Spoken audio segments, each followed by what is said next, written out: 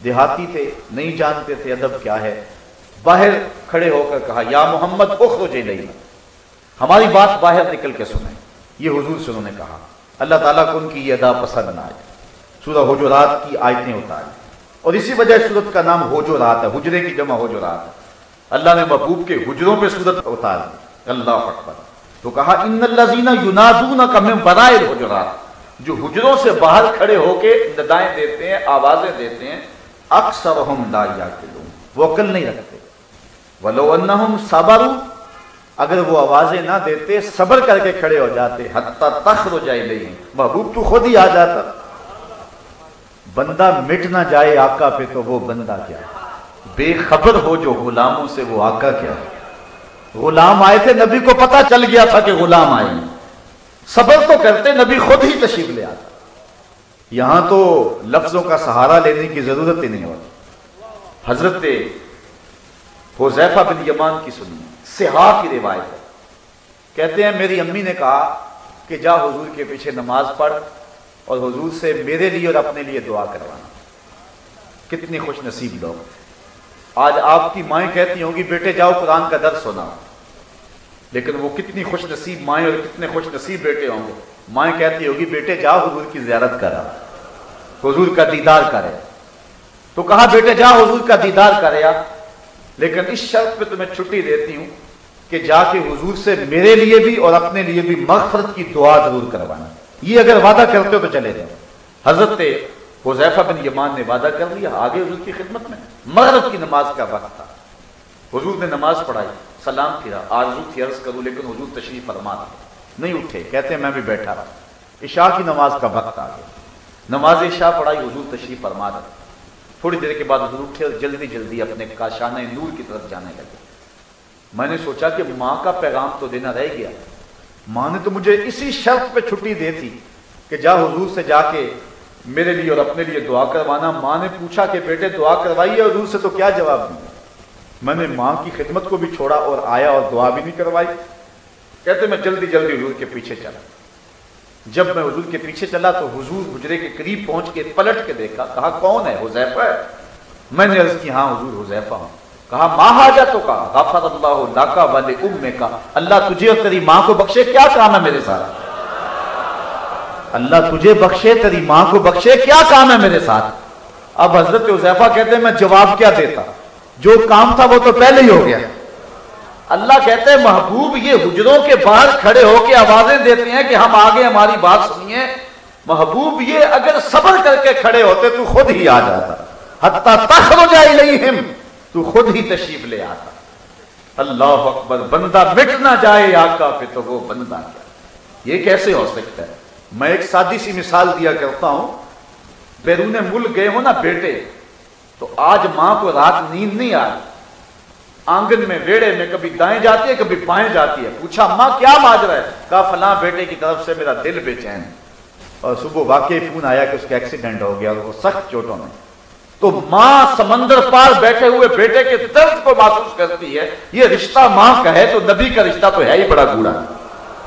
لو تدخلوا شوکۃ فی رجل احدکم لوجدت علامہ، کہا امتی تیرے پاؤں میں کانٹا بھی چبھے تو اس کی تکلیف مجھے ہوتی، اس کی تکلیف میں محسوس کرتا ہوں. اور اقبال کہتا ہے مبتلائے درد ہو کوئی عذب روتی ہے آنکھ، کس قدر ہم درد سارے جسم کی ہوتی ہے آنکھ. تو یہ کیسے ہو سکتا ہے؟ حضرت عمار بن یاسر کی سن لیجیے. امام سیوطی نے اس کو کفایت الطالب النبی فی خصائص النبی میں لکھا. قاتلوں نے پکڑ کے آگ میں رکھ دیا. حضرت عمار بن یاسر رو پڑے. کافر سمجھے آگ سے ڈر گیا، کہا نکال دیں، منحرف ہو جائے گا اسلام سے. کہا تم غلط سمجھے، میں تو کسی اور کہانی میں رو رہا ہوں، میرا تو درد کوئی اور ہے. پھنسی جو دام میں بلبل تو لگی یوں کہنے، کرے گا قتل گر کیا ہے تو نے اسیر مجھے.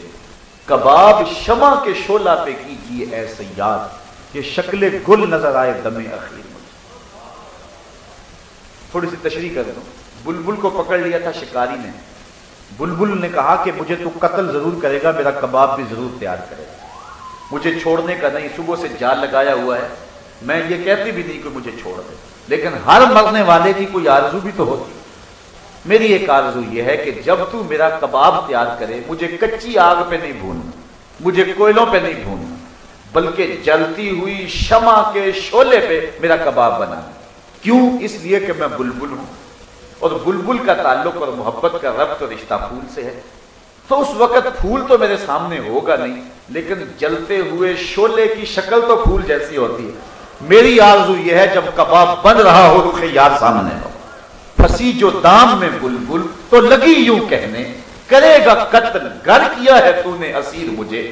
کباب شمع کے شعلہ پہ کیجئے اے سیار، کہ شکل گل نظر آئے دم اخیر مجھے. حضرت عمار ابن یاسر نے کہا میں آگ سے ڈر کے نہیں رو رہا، میں تو اس لیے رو رہا ہوں کہ شکل گل نظر آئے دم اخیر مجھے. میری آرزو ہے کاش اس لمحے حضور کی زیارت نصیب ہو جائے. میں تو اس لیے رو رہا ہوں بندہ مٹ نہ جائے آقا پہ تو وہ بندہ بے خبر ہو جو غلاموں سے وہ آقا کیا ہے.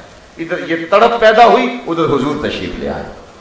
کافروں نے پکڑ کے آگ میں ڈال دیا، حضور آگے بڑھ کے ان کے سر پہ ہاتھ رکھ دیا اور لفظ حدیث کے حضور نے کہا یا نارو کونی بردم و سلامن علی عمار ابن یاسر کما کنت علی ابراہیم. اے آگ میرے عمار پر ایسے ٹھنڈی ہو جا جس طرح حضرت ابراہیم پہ ٹھنڈی ہوئی. تو آگ نے حضرت عمار ابن یاسر کا ایک بال بھی نہیں جلایا اور وہ بعد میں شہید ہوئے.